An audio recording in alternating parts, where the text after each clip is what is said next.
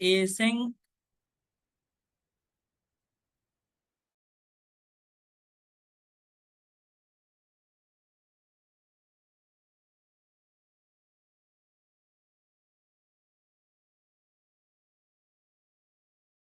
देखें, synthetic sugar एक चीज होती है जिसको हम अपनी जुबान में इस तरीके से कह सकते हैं कि किसी चीज को, कोई कॉम्प्लेक्स सी चीज है,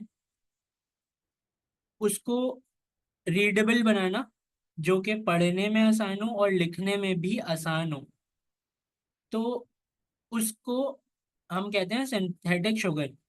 अब जो ये एसिंक अवेट है ना, ये एसिंक और अवेट, ये दोनों सिंथेटिक शुगर हैं प्रोमिसेस के।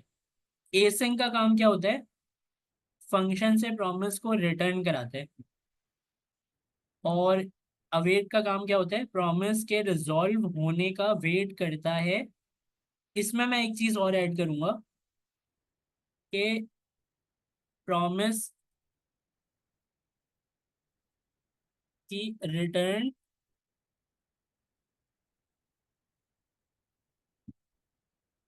की रिटर्न वैल्यू को,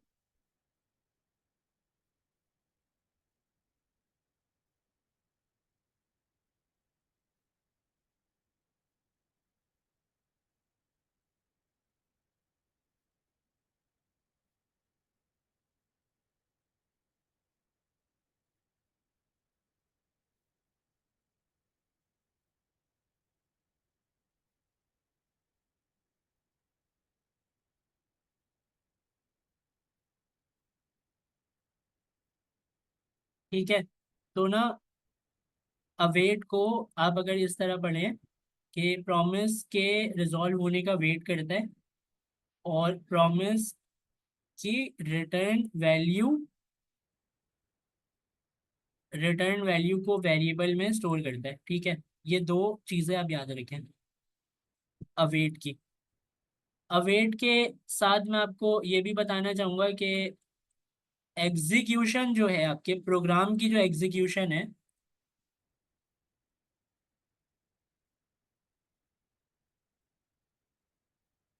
उसको प्रोग्राम के एग्जीक्यूशन को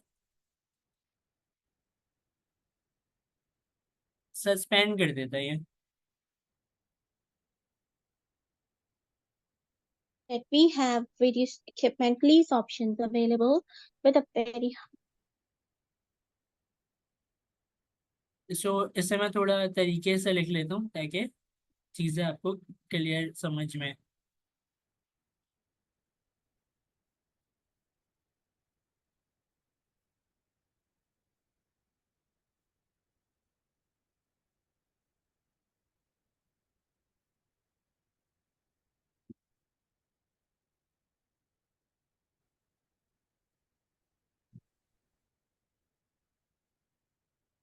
तो इसे हम दोबारा से देखते हैं। सिंथेटिक शुगर मीन्स के जो आपको दिख रहा है, जैसे कि आपको यहाँ पर अवेट दिख रहा है, तो अवेट के अंदर जो है वो कुछ और काम चल रहा है। एसिंक है, एसिंक का कीवर्ड अगर आप फंक्शन से पहले लगाते हैं तो एसिंक जो है उसके अंदर कुछ और काम चल रहा है। ये किसी मतलब मैसी से कोड को, किसी कॉम्प्लेक्स से कोड को हम, जो पढ़ने में थोड़ा मुश्किल है, समझने में थोड़ा मुश्किल है, उसको सिंथेटिक शुगर के जरिए पढ़ने में और लिखने में आसान बनाते हैं। तो ये जो प्रोमिसेस हैं, आपने प्रॉमिस का वो देखा था पूरा स्ट्रक्चर, कि प्रॉमिस किस तरह बनता है। न्यू प्रॉमिस, फिर रिजॉल्व, फिर रिजेक्ट, फिर देन कैच, फाइनली। आपने सब देखा था कि किस तरीके से हैंडल करते हैं उसे। तो उस जो मतलब जो आपके प्रॉमिस का कोड है, उसको आपने सिंथेटिक शुगर की मदद से क्या किया? आसान बना दिया। अब ये सिंथेटिक शुगर प्रॉमिस का है क्या? ये एसेंक और अवेट जो है ना, ये सिंथेटिक शुगर है प्रॉमिस के, जो लिखने और पढ़ने में बहुत आसान है। ठीक है? तो अब यहाँ पर देखें इसको, दोबारा से पढ़ेंगे ना, तो यहाँ पर लिखा है एसेंक फंक्शन से प्रॉमिस को रिटर्न करता है। ठीक है? अवेट क्या करता है? प्रॉमिस के रिजॉल्व होने का वेट करता है। प्रॉमिस के रिटर्न वैल्यू को वेरिएबल में स्टोर करता है, प्रोग्राम के एग्जीक्यूशन को सस्पेंड करता है। ठीक है।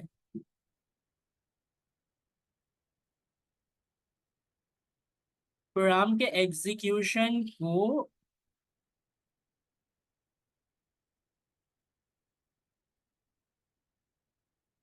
स्पेसिफिक टाइम तक सस्पेंड करता है। स्पेसिफिक टाइम मतलब जितना टाइम उसको लग रहा है, मतलब अगर आप एपीआई से कोई डाटा मंगवा रहे हैं, डाटा आने में जितना टाइम लग रहा है, या कोई सेट टाइम आउट चला रहे हैं, सेट टाइम आउट को जितना टाइम चाहिए, तो उतना वो वेट करवाता है। ये काम कौन करवा रहा है? अवेट। अवेट के तीन बड़े बड़े काम है। क्या है? प्रोग्राम के एग्जीक्यूशन को स्पेसिफिक टाइम तक सस्पेंड कर देता है, प्रॉमिस के रिटर्न वैल्यू को वेरिएबल में स्टोर कराता है, और प्रॉमिस के रिजॉल्व होने का वेट करता है। ठीक है, सारी चीजें तो प्रॉमिस से रिलेटेड हैं, तो क्या करते हैं हम, एक प्रॉमिस लिख लेते हैं। New promise. और आपको पता है ना, प्रॉमिस के अंदर एरो फंक्शन देते हैं। इसके अंदर यहाँ पर हम क्या देते हैं, रिजॉल्व और रिजेक्ट। और इसके अंदर हम लिखते हैं एसिंक्रोनस कोड अपना। तो अभी मेरे पास एसिंक्रोनस टाइप की चीज है, सेट टाइम आउट। इससे मैं दे देता हूँ 1.5 सेकेंड। इसके अंदर मैं क्या लिख देता हूँ, इसके अंदर मैं लिख देता हूँ रिजॉल्व। मैं रिजॉल्व का फंक्शन चला देता हूँ। तो ये जो रिजॉल्व का फंक्शन चला है,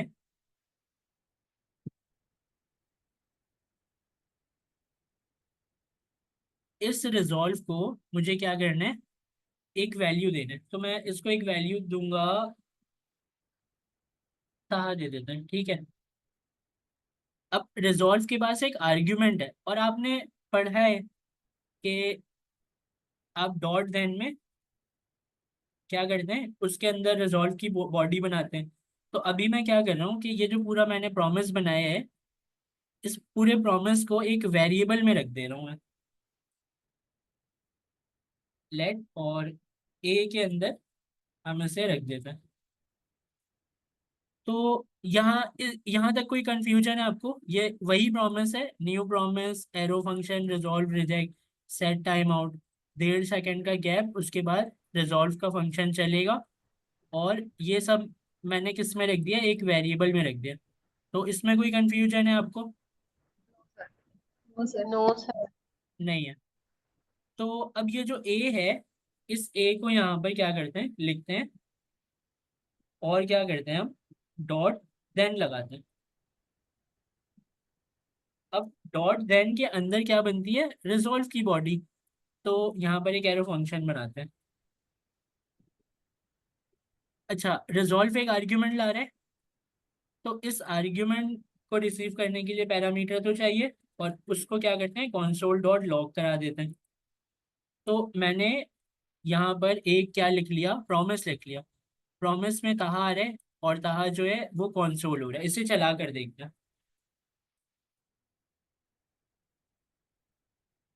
तो 1.5 सेकेंड के बाद कहा जो है वो चल गया।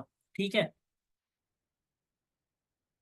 अब अगर मैं इस फंक्शन को, सॉरी, इस प्रॉमिस को वेरिएबल में ना रख के एक फंक्शन में रखूं,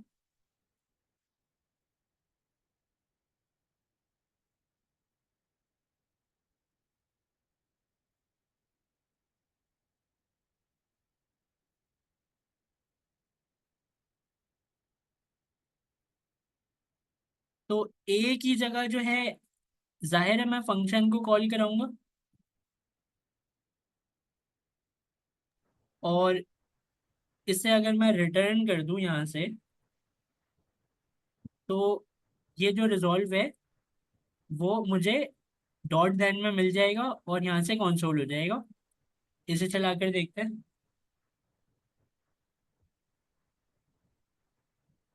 तो ताहा हमें मिल गया 1.5 सेकेंड के बाद। तो ये, मुझे ये बात समझ में आई कि प्रॉमिस इस तरीके से चलता है। अब एसिंक अवेट का काम देखते हैं। सर मुझे एक सवाल पूछना था आपसे। जी, 1 मिनट रुके हो। अच्छा अच्छा। सर मुझे एक चीज पूछनी थी। जी, अच्छा देखें, तो हमने यहाँ पर क्या लिखा था?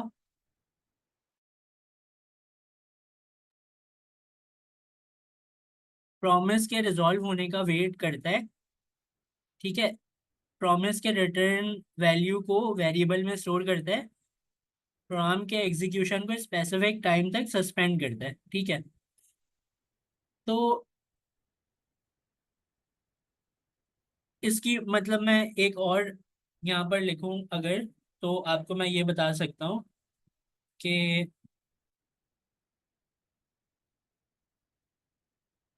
मेथड देन की जो मेथड चेनिंग है ना, देन की जो चेनिंग है, देन एक मेथड है, और देन की जो चेनिंग करते हैं आप, वो आपको करने की ज़रूरत नहीं होती।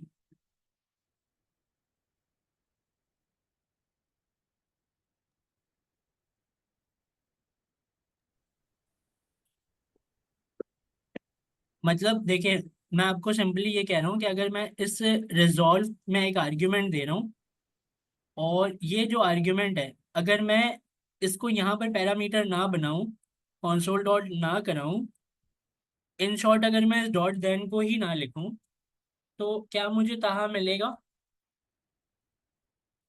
मुझे ताहा नहीं मिलेगा। क्यों? क्योंकि वो ताहा मुझे डॉट देन की वजह से मिल रहा है।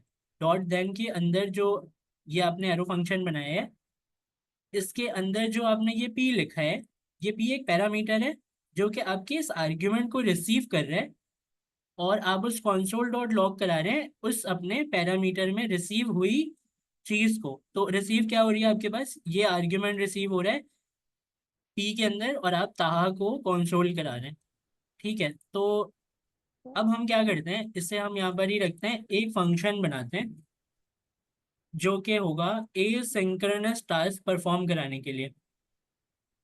तो फंक्शन बनाते हैं।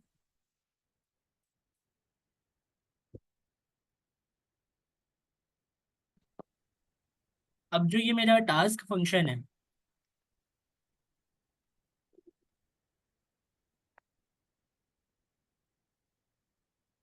इस टास्क फंक्शन को मैं यहाँ पर क्या देता हूँ, एक वेरिएबल दे देता हूँ, और वेरिएबल मैंने दे दिया डाटा, ठीक है।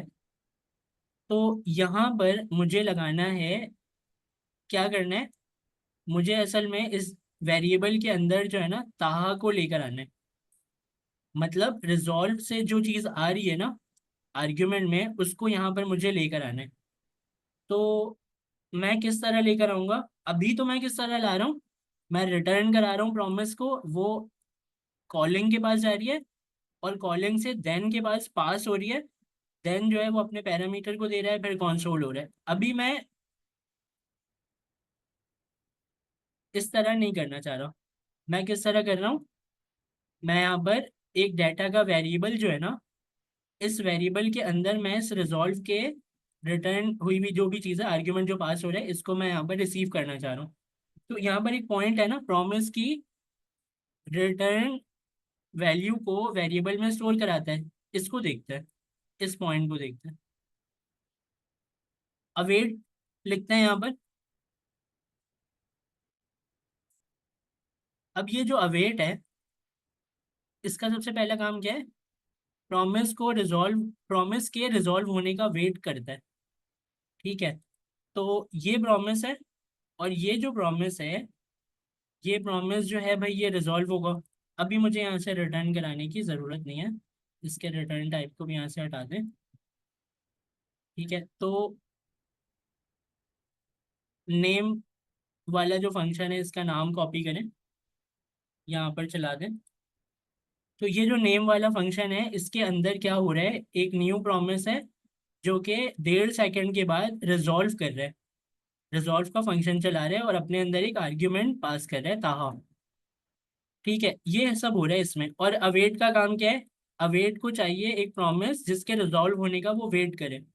तो इसको मिला एक प्रॉमिस जिसके रिजॉल्व होने में 1.5 सेकंड लगेंगे, और ये वेट करेगा। वेट किस तरह करेगा?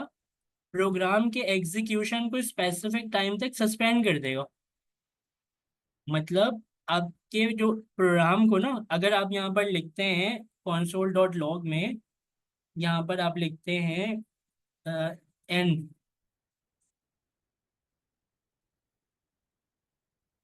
प्रोग्राम एंड, तो ये प्रोग्राम एंड जो है ना, ये 1.5 सेकंड के बाद जो है ये चलेगा। क्यों?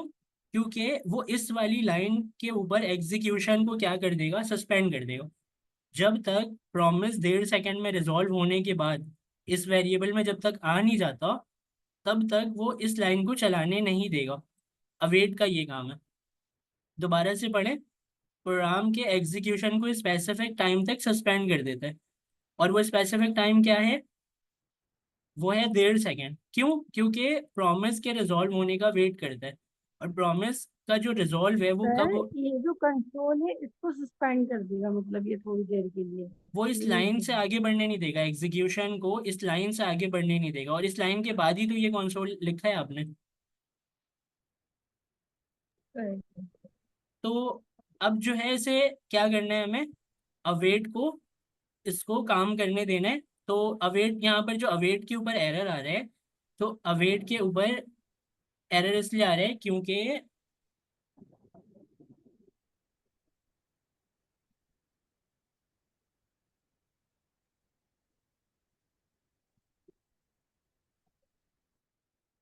अवेट को एसिंग के साथ हमेशा यूज करते हैं।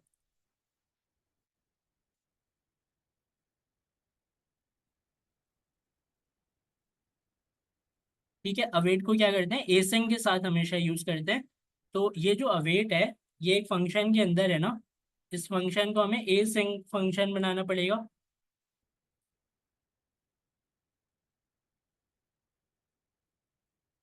तो एसिंक अवेट जो है, जब हम दोनों लिख देते हैं फंक्शन में, तो क्या होता है कि वो फिर एक दूसरे को सपोर्ट करते हैं, फिर एरर नहीं आता। एसिंक्रोनस टाइप का फंक्शन बन चुका है ये, जो कि अवेट क्या कर रहा है? वो अवेट बहुत सारे काम कर रहे हैं। अवेट बहुत सारे काम कर रहे हैं। अवेट क्या कर रहा है? प्रॉमिस के रिजॉल्व होने का वेट भी करवा रहे हैं। ये प्रॉमिस 1.5 सेकंड में रिजॉल्व होगा, तो जब तक ये रिजॉल्व नहीं हो जाता तब तक एग्जीक्यूशन को सस्पेंड कर देगा ये, मतलब आगे की चीज़ों को चलने नहीं देगा। और क्या लिखा है हमने?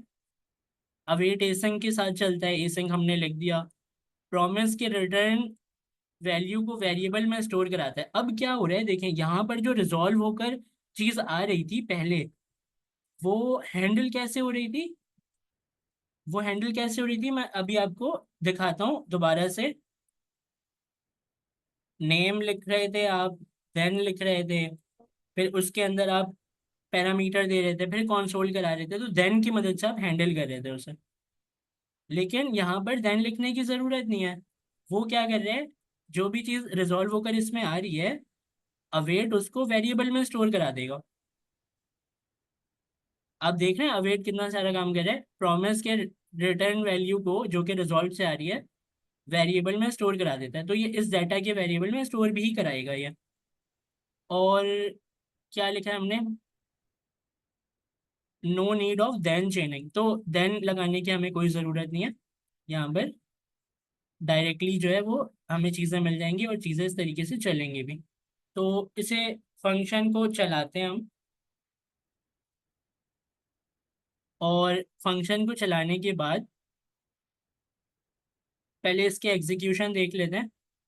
टास्क फंक्शन को चलाया, तो इसमें एक वेरिएबल बना हुआ है और एक अवेट है। अवेट क्या करेगा?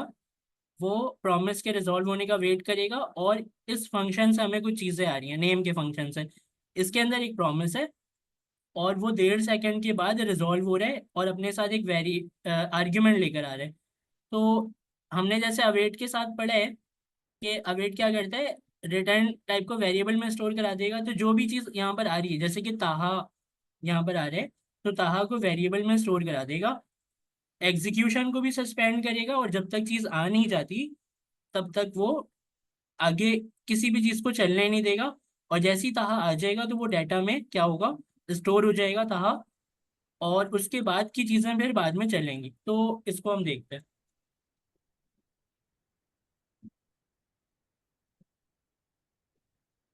अच्छा, यहाँ पर क्या हो गया, प्रोग्राम एंड फॉरन आ गया। तो वो हमने डाटा को वो कंसोल नहीं करवाया ना। क्या चीज कंसोल नहीं कराई आपने? डाटा डाटा जैसे तहा नहीं आया। डाटा डाटा भी हम कंसोल कराएंगे, डाटा भी हम बिल्कुल कंसोल कराएंगे। तो डाटा के अंदर जो ताहा आ रहा है वो हम डाटा की मदद से ही देख पाएंगे, उसके अलावा हम मतलब नहीं देख पाएंगे ना।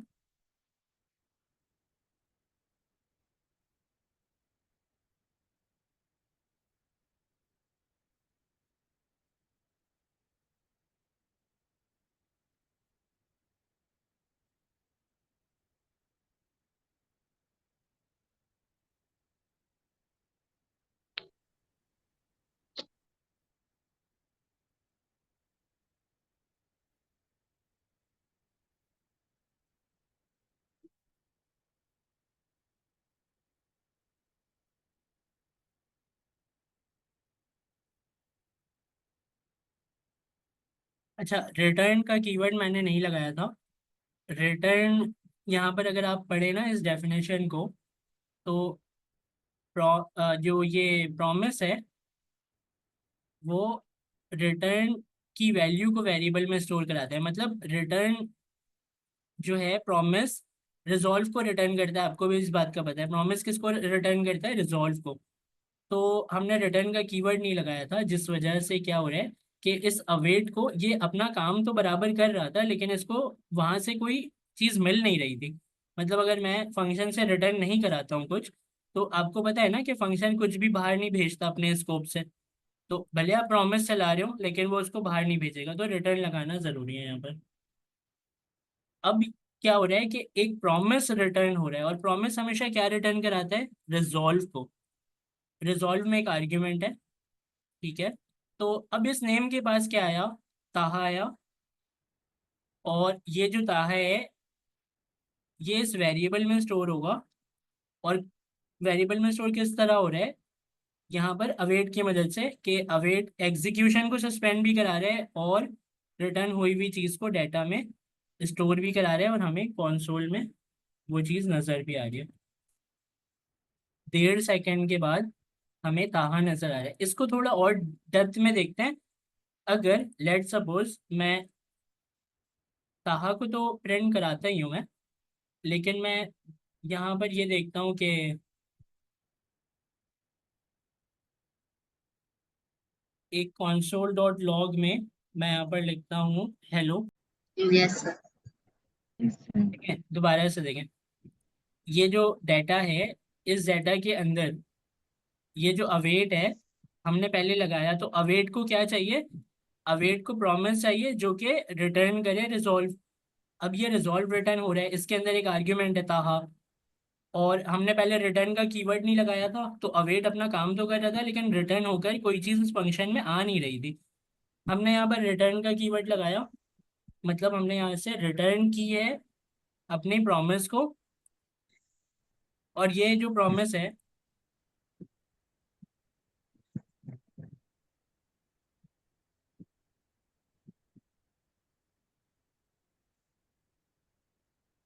जी देखें, तो ये जो प्रॉमिस है रिटर्न की, हमने यहाँ से अपने इस प्रॉमिस को रिटर्न कर दिया, और 1.5 सेकंड के बाद रिजॉल्व चल रहा है। तो अवेट ने वाकई में एग्जीक्यूशन को सस्पेंड किया। ये वाली बात पूरी हुई, एग्जीक्यूशन सस्पेंड हुए, और स्पेसिफिक टाइम के लिए, वो टाइम क्या था, 1.5 सेकंड। 1.5 सेकंड के लिए इसने प्रोग्राम को सस्पेंड कर दिया। ना तो ये वाला कंसोल चल रहा है, ना ये, अच्छा ये वाला कंसोल तो बिल्कुल इंडिपेंडेंट है, ये इसका तो कोई ताल्लुक ही नहीं है अवेट से, डाटा से। ये तो इसके अंदर सिंपल सा हेलो लिखा है। और आपने पहले भी देखा कि ये सिंक्रोनस टाइप का कोड है, ये किसी के लिए वेट नहीं करता। लेकिन हमने अवेट के अंदर अभी पढ़ा है कि एग्जीक्यूशन ही रोक देगा अवेट, जब तक उसको रिटर्न करके वैल्यू नहीं मिल जाती और वो वेरिएबल में स्टोर नहीं करा देता, तब तक आगे की चीज़ें वो चलने नहीं देगा। तो इसको क्या करते हैं, हम दोबारा से देखते हैं। तो 1.5 सेकंड के बाद हेलो जो कि इंडिपेंडेंट था, हेलो वो भी आया, और ताहा जो है वो प्रॉमिस से रिटर्न होकर आया। तो ये चीज अब आप लोगों को क्लियर है कि अवेट क्या कर रहा है। अवेट को हम रिपीट करते हैं, क्या कर रहा है, प्रॉमिस के रिजॉल्व होने का वेट करता है, प्रॉमिस के एग्जीक्यूशन को स्पेसिफिक टाइम तक सस्पेंड कर देता है, अवेट को एसिंग के साथ यूज करते हैं, प्रॉमिस की रिटर्न वैल्यू को वेरिएबल में स्टोर कराता है, और हमें देन चेनिंग की भी ज़रूरत नहीं होती रिजॉल्व के आर्ग्यूमेंट को हैंडल करने के लिए। तो अब मुझे ये बता दें आप लोग रिस्पांस में कि आप लोगों को ये चीज़ें क्लियर हैं और ये चीज़ें बहुत अच्छे से समझ में आ गई हैं। Yes sir.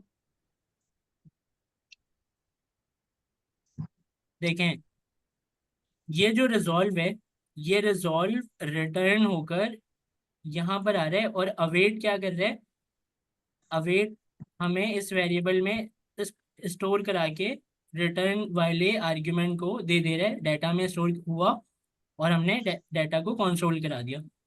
ठीक है, ये आपको समझ आ रही है बात। क्या हो कि अगर मैं यहाँ पर रिजॉल्व की जगह रिजेक्ट चला दूं,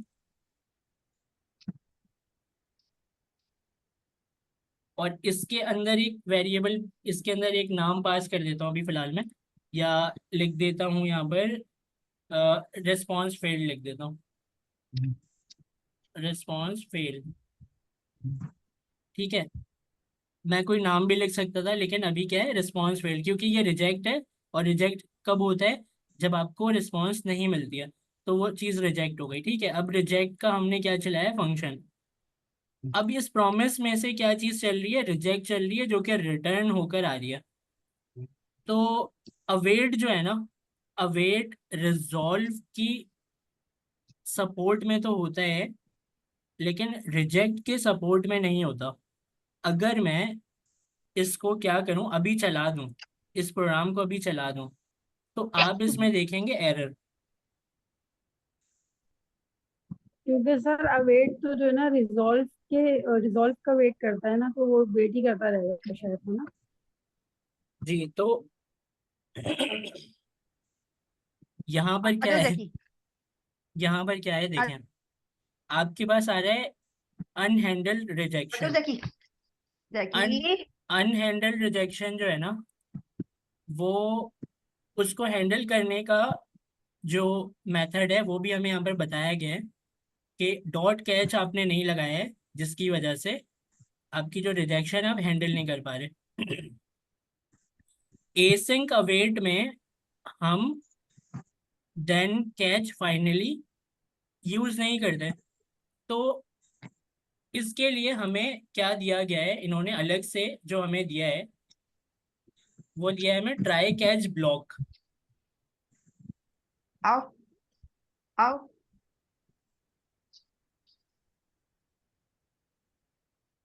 अब ये जो ट्राई कैच ब्लॉक है, ये किस तरह लिखा हुआ है, ट्राई का कीवर्ड है, कर्ली ब्रैकेट है, कैच का कीवर्ड है, एक पैरामीटर है एरर, और फिर कर्ली ब्रैकेट है। इस ट्राई के अंदर आपका अवेट वाला कोड आएगा।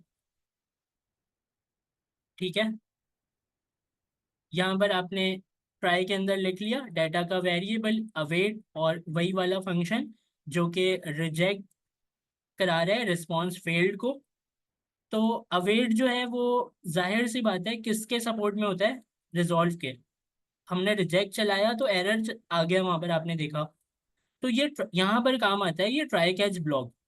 अब ट्राई कैच ब्लॉक का जो काम करने का तरीका है वो ऐसा है कि अगर कोड चलेगा तो ट्राई के अंदर वो चल जाएगा, लेकिन अगर उस चलते हुए कोड में कोई एरर आ गया, तो वो क्या होगा, एरर, वो हमारे इस एरर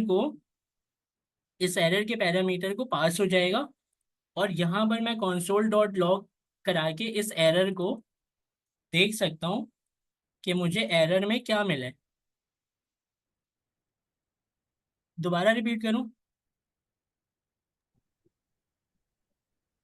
देखें, Yes, मतलब sir. जब हम रिस्पॉन्स चला रहे थे तो इस अवेट ने डाटा के अंदर इसको रिस्पॉन्स को क्या किया, स्टोर किया, और कंसोल डॉट लॉग से डाटा चल गया। लेकिन जब रिजेक्शन हो गई तो रिजेक्शन में ट्राई का जो है काम करने का तरीका वो ऐसा है कि जब रिजेक्शन होगी ना प्रॉमिस की, तो वो कैच को एक्टिव कर देगा और कैच के पास मैसेज भेज देगा, जो भी रिजेक्शन का मैसेज आ रहा है, रिस्पॉन्स फेल्ड, वो इस एरर के पैरामीटर के पास आएगा और आपने कंसोल डॉट लॉग करा दिया है इस एरर के पैरामीटर को। तो ये जो रिस्पॉन्स फेल्ड है ये अब आपको नजर आएगा। कैसे नजर आएगा देखें,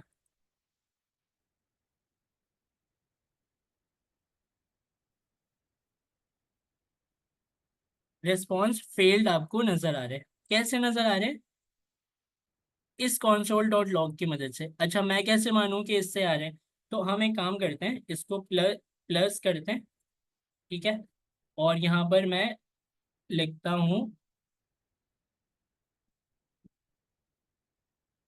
एरर, ठीक है, मैं खुद से लिखता हूँ एरर, ठीक है, या माई एरर कर देते हैं ताकि हमें पता हो, ठीक है, माई एरर, और उसके बाद जो है हमारा जो एरर है वो आ जाएगा।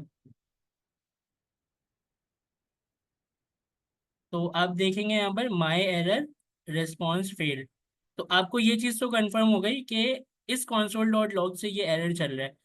अब ये एरर जो है, ये एरर यहाँ पर एज अ पैरामीटर बना हुआ है जो कि रिजेक्शन वाली चीज़ को हैंडल कर रहा है। ट्राई के अंदर जब रिजेक्शन आई तो उसने कैच के पास भेज दिया और इसके पैरामीटर में ये मैसेज रिसीव होके हमें मैसेज नजर आ गया।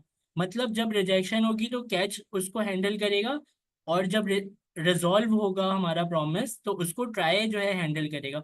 अब मैं अपने प्रॉमिस को क्या करता हूँ, रिजेक्ट तो मैंने कर लिया, अब मैं इसको रिजॉल्व करता हूँ।